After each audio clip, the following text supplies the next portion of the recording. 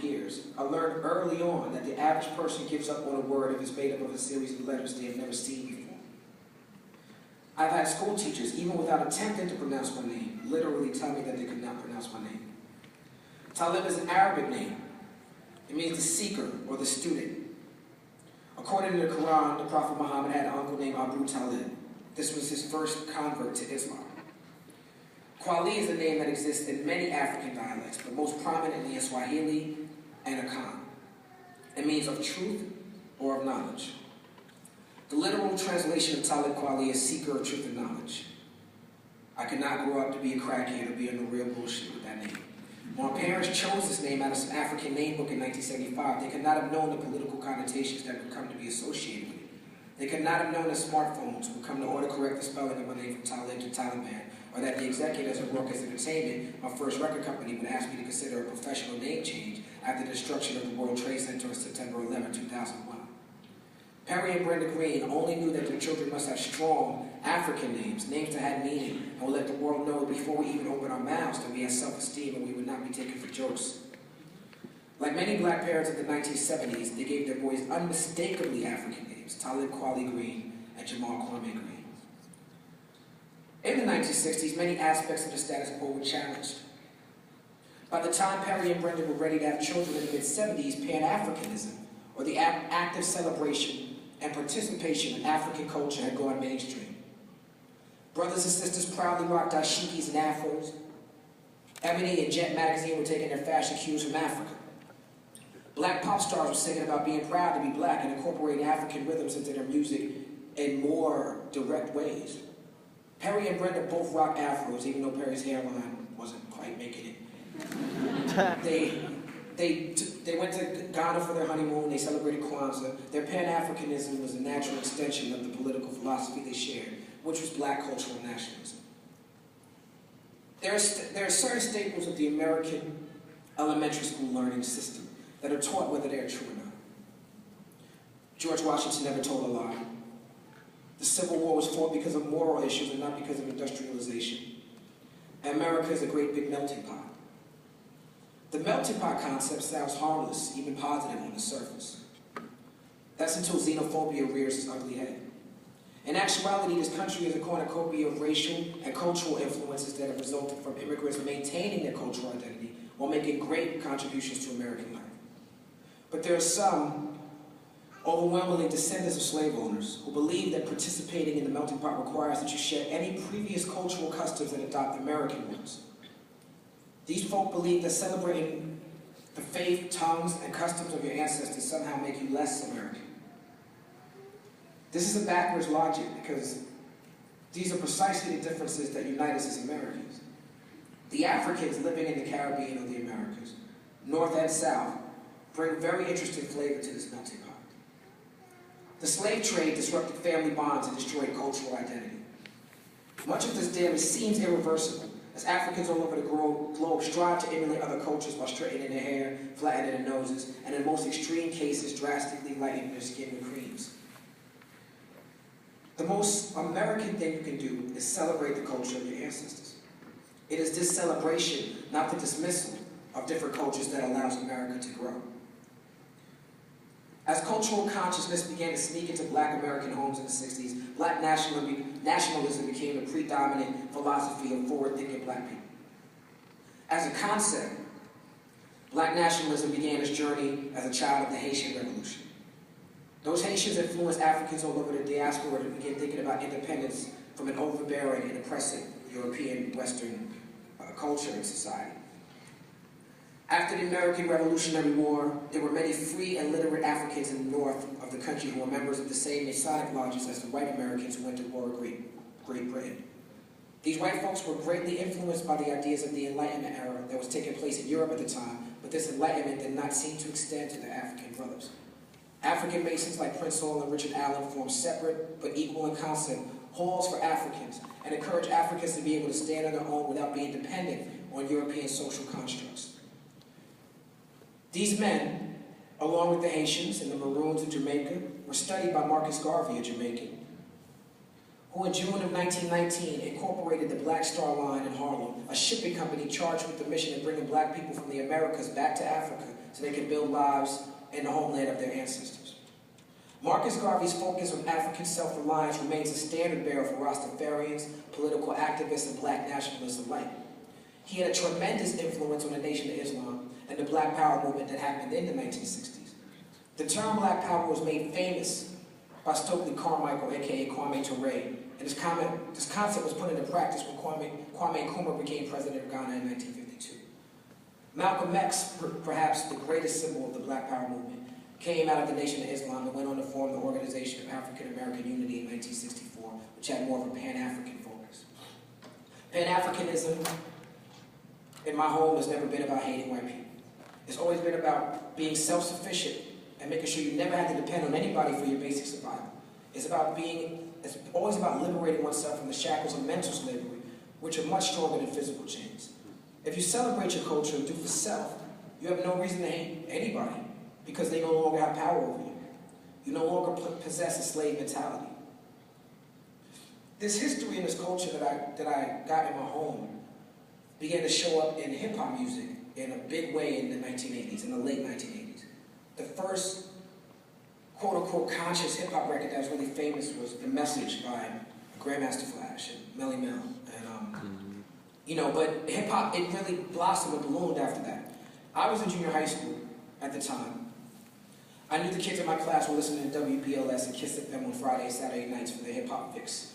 But I spent my weekends watching TV, playing baseball, going to the movies. I began to record hip-hop mixes from the radio from Red Alert and Marley Marl, Pete Rock, and Funkmaster Flex. 1988 was the year I started doing this. It was considered the golden era of hip-hop by many people who listen to hip-hop. The amount of creativity and growth that happened in hip-hop in 1988 is widely considered unparalleled. Here's a list of hip-hop albums that were released in 1988 that changed my life. Takes a Nation of Millions to Hold Us Back by Public Enemy. Long Live the Kane by Big Daddy Kane. The Great Adventures of Slick Rick by Slick Rick. Yeah. By Any Means Necessary by Boogie Down Productions. Follow the Leader by Eric B. and Rakim. Strictly Business by EPMD. Light as a Rock by MC Light. The World's Greatest Entertainer by Dougie Fresh. He's the DJ, I'm the Rapper by Jazzy Jeff and the Fresh Prince. Yeah. Oh, y'all like that one? Yeah. Assault with a Deadly Pepper by Salt and Pepper. Too Hype by Kid and Play. In Control Volume 1 by Marley Marl. Road to Riches by Coochie Rap and DJ Polo. Tougher Than Leather by Run DMC. Yeah. Going Off by Biz Markie. And Straight Outta Jungle by the Jungle Brothers. Yep. There were other great hip-hop albums that came out in 1988, but these are the ones that I personally was shaped by. If you know your hip-hop, you can see there's a lot of classic material for one year. New York was red hot. On Friday nights that summer, I would listen to Red Alert and the Violators, which included Chris Lighty, who was the head of the Violators. He passed away. Rest in peace to Chris Lighty last year. Violator management went on to manage Tropical Quest, Busta Rhymes, Missy Elliott, 50 Cent, just to name a few. Back then, Baby Chris used to road manage for the Jungle Brothers, who along with Q-Tip and KRS-One for the Boogie Down Productions were frequent guests of Red Alert's show. On Saturday nights, I would listen to Marley Marl and BLS. Marley's guests would be members of his famed Juice Crew like Biz Markie and MC Shan, Craig G, Master Ace. Marley would let younger DJs like Pete Rock, Funkmaster Flex spin as well. In 1985, a famous riff in hip-hop developed between Boogie Down Productions from the Bronx and KRS-One, and Marley Marl's Juice Crew, which was predominantly based in Queens. Marley Marl's predecessor at WBLS was world-famous Mr. Magic. The Juice Crew was started by Mr. Magic and Marley Marl. According to KRS-One, Magic dissed him while he was trying to get his song played at BLS. So when MC Shan made a song called The Bridge, talking about how he first heard hip-hop in Queensbridge Projects, where he was from. KRS took that as a diss. He dropped a record called The Bridge Is Over and answered to MC Shan and the Juice Crew.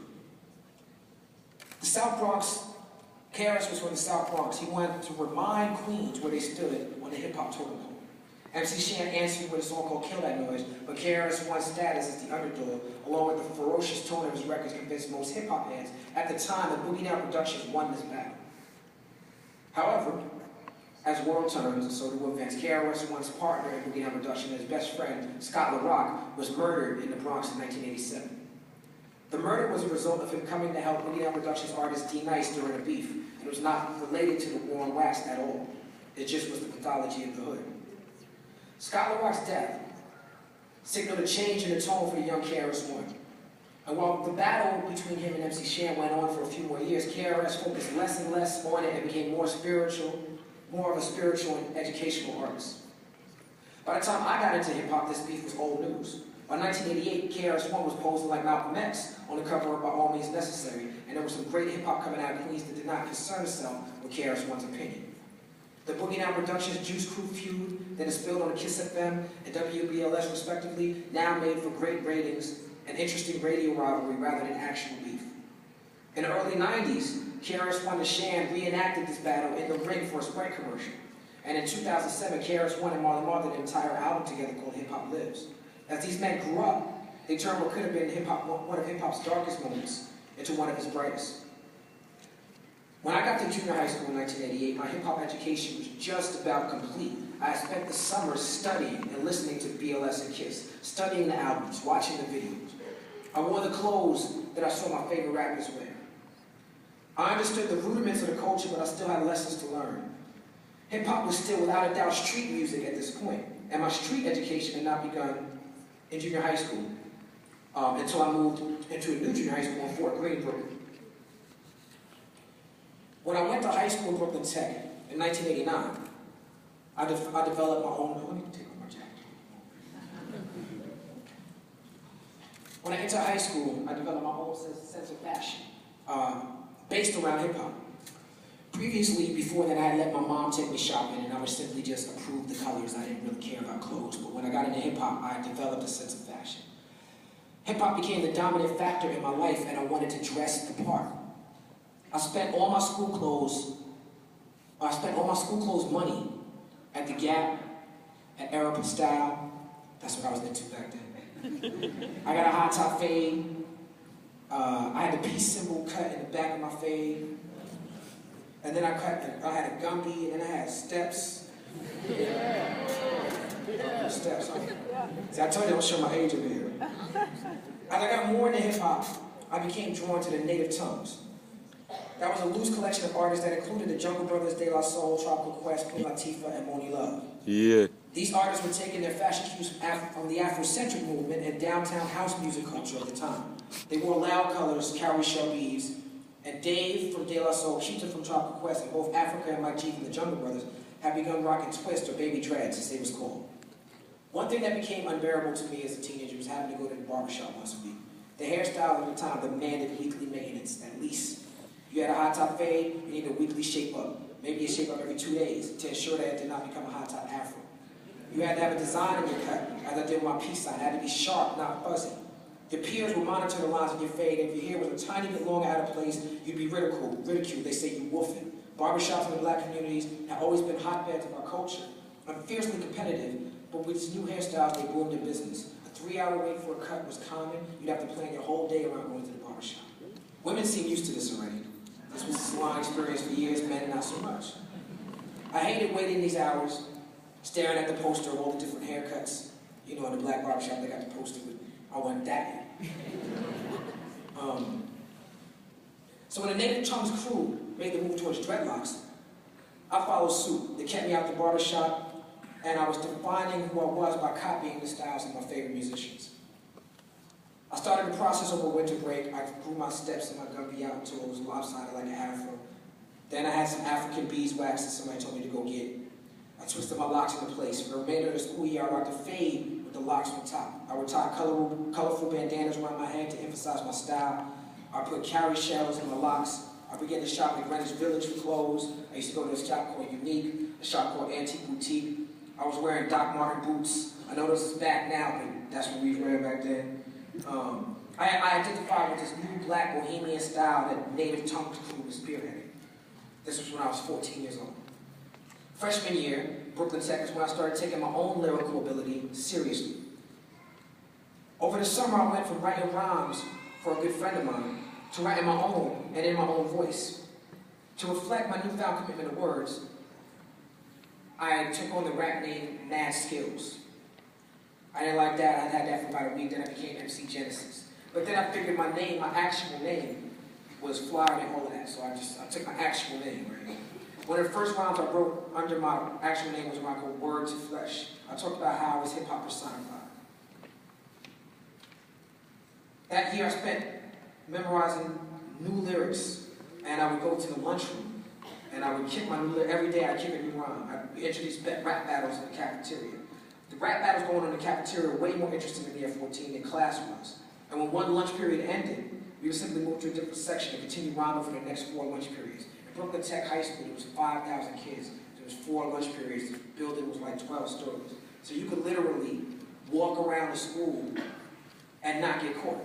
You know, you just, every different lunch, you know. So we just used to rap. My rap style was in development, but I was heavily influenced by black consciousness that was prevailing in hip-hop culture at the time. The nationalist message that was the trend in hip-hop at the time spoke directly to my upbringing. Artists like KRS-One, Public Enemy, and the Native Tongues were leading the charge, but there were newer, less famous artists pushing this agenda like Hip Shabazz and Gangstar. These themes found their way into my little raps and gave me content, which ultimately made me a better MC. My punchlines began to hit harder, and the constant lunchroom battle made me stylistically better. Within a month of my first year, I was known as the freshman who could rap as good as any senior.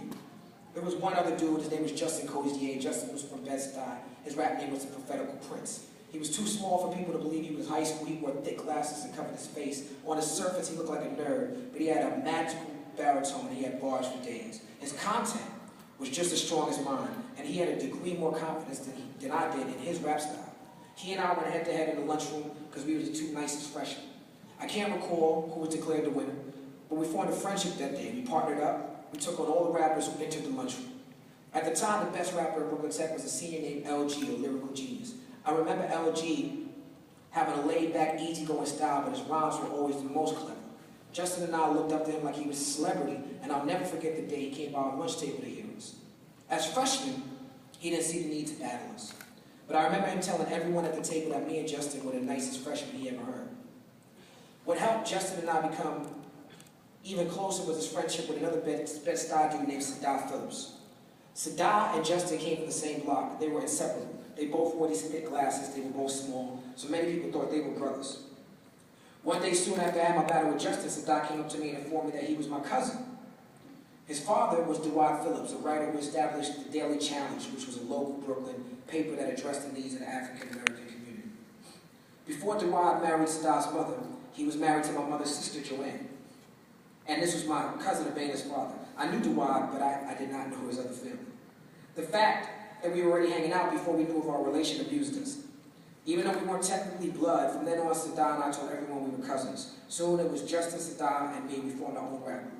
As huge fans in the Gap, we was in the Gap every day. We named ourselves GAP. Right? I was Genesis, that was my name. Sadah was DJ Assault, and Justin was Prophetical Prince. Sadah and Justin still a group. They're called Duo Live now. I'll get into that later. We set about taking our lunchroom home act to the next level, which meant recording our songs. Every day after school, we go to Justin's house, or to my house with arms full of hip-hop records and tapes we create instrumentals from. Back then, there was no internet to download instrumentals from, so we created our own using the pause tape method. The pause tape method was a primitive, analog way of looping music without vocals until we had enough of an instrumental for a song. We'd find a song with 4 bars of music without any vocals, record those 4 bars onto a cassette, press pause, and repeat.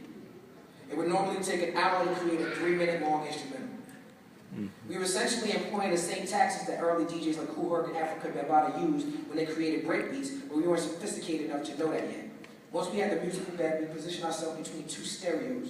One stereo would play, would put our cobbled together instrumentals, the other would record us rapping to them. There was no mic, we just rapped into the air. This meant doing the entire songs in one take. This seemed perfectly normal to me back then. My memories of those early GAP songs were vague. I do remember having one called Them Young Boys Ain't Nothing, where the hook was lifted from a line of LL Cool J's Big Old Butt. When he said, you know, them young boys ain't nothing. Come over here, let me get you together, you know, that's one. So we used to walk around like a record deal was right around the corner. A rapper named Special Ed was from Flatbush, and only a year older than us. And he had a #1 hit song with a record called I Got It Made. And if he could do it, we knew we could do it too. Once we had a few songs, Justin played them for his uncle Martin Moore, who was a DJ who hosted a late Friday night hip-hop show on New York University station WNYU 89.3. Eventually, Martin Moore would let us come up to the show and select records and rap on the air. Promotional stickers and tags and some of my favorite artists cluttered the walls, and the room with all the vinyl in it felt like heaven to me. I couldn't wait to get on the A train from Utica Avenue to Westmore, stop in Greenwich Village, go celebrate hip-hop at the same institution where my parents met 20 years earlier.